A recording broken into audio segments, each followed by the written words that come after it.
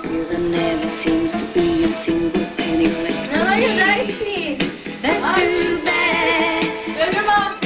In my dreams I have a plan. If I could be a wealthy man, I wouldn't have to work at all. I'd fool around and have it all. Dobré, Toko. Umaraj si. Dobrá je, ne? Že jo? Kolik jich ten tvůj otec má? Halo, mimořádné zpravodajství. Jsi sa?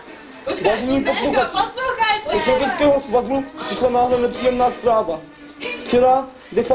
listopadu, zesnul nečekaně soudruh Leonid Ilič Brežněv. Soudruh Brežněv byl zodpovědným vůdcem SSSR dlouhých 18 let. Jeho obrovské zásluhy jsou nediskutovatelné. Sovětský lid je zdrcen. Ale soudruh Brežněv si zasloužil i o blaho československého národa. Proto ČSSR uctí jeho památku státním smutkem. Poctu a díky vyjádříme vývěšením černých praporů a sovětské vlajky. 17:00 si můžete poslechnout smutečný projev prezidenta soudruha Gustáva Husáka. Co nám po něm? Smutek, černé vlajky, kde nám to došlo?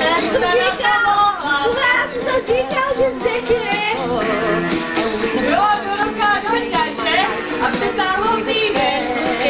Flašku byl na prýma. Ale jak to slaví taky svoje narozeniny? No a jak? Tož večer paří týdem, ne? No, dobré. 18 let. Počkej, ale však je ten smutek, však nemůžem.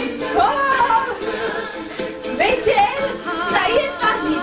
Kuba mám 18, tak sa ide pařit. No, ale to by mě zajímalo. Však tě zavřu. Synka, Maňo, nežeš? Nulickou pejši. Jako, já s tebou asi nejdu, však to nemá cenu. Nechci, aby mě estébáci zase zavřeli. Že to pro moci Konec, Toto. Jste se na to, Maňo. Nejde se na to, že to zajímá takto. To je hrozné. Zdraž díry si strašný.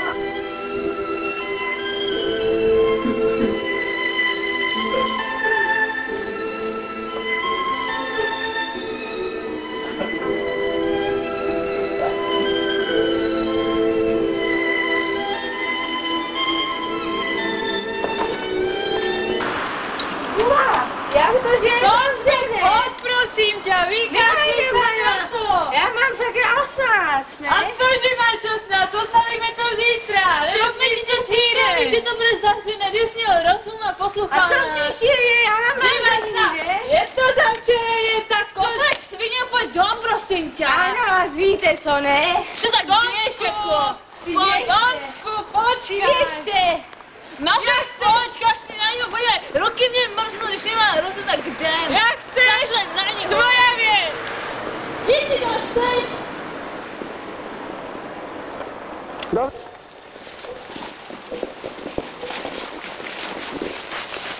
Mě nikdo sám nebude.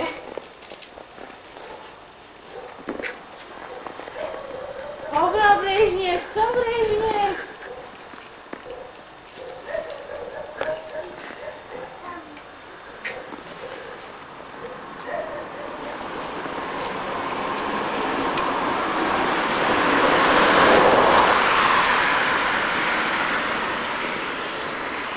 Do prdele.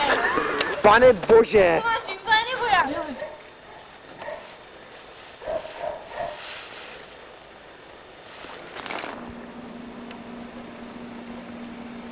Otálíku, ty hajzle! Si myslíš, když spálil z vlajku SSSR, že se na to nepřijde? Hovno!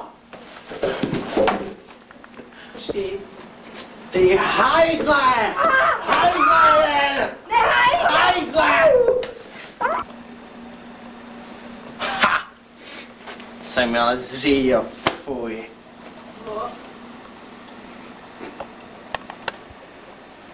Tak jsem tady, Franci, můžu ho vyslechnout. A do prdele, ty jsi ho tedy zřídil. Co s ním chceš dělat? Odklid ho někam, ať tady nepřekáží. Protože brejle ještě si mi ho zbíl.